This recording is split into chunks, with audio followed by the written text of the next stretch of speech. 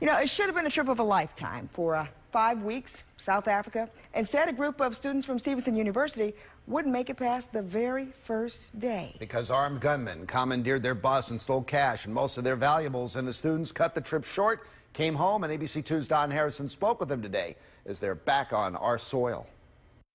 I've been mad since the seconds leading up to this thing, and I'm still mad. That's the reaction you would expect from a former Baltimore City Police Commissioner.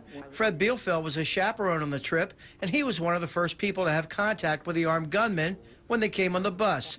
His police experience took a back seat that day.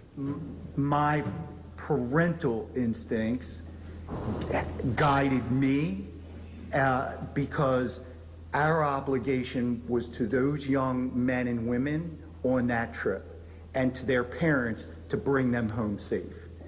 As Bielfeld and the students were in the middle of one of the most frightening experiences in their life, Carol Ferns was back home trying to enjoy herself.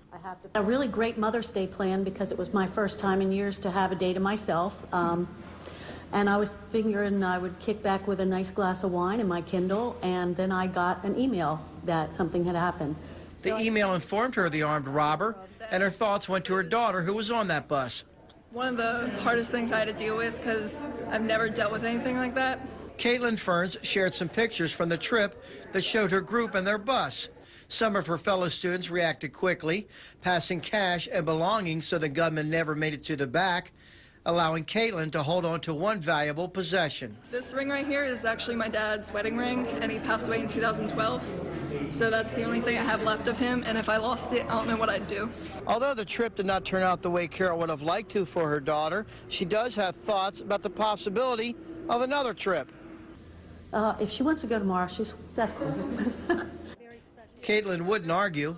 She may have only one story she brought back with her from South Africa, but it's one that will last a lifetime. It's something I can even tell my grandchildren one day. At Stevenson University, Don Harrison, ABC 2 News.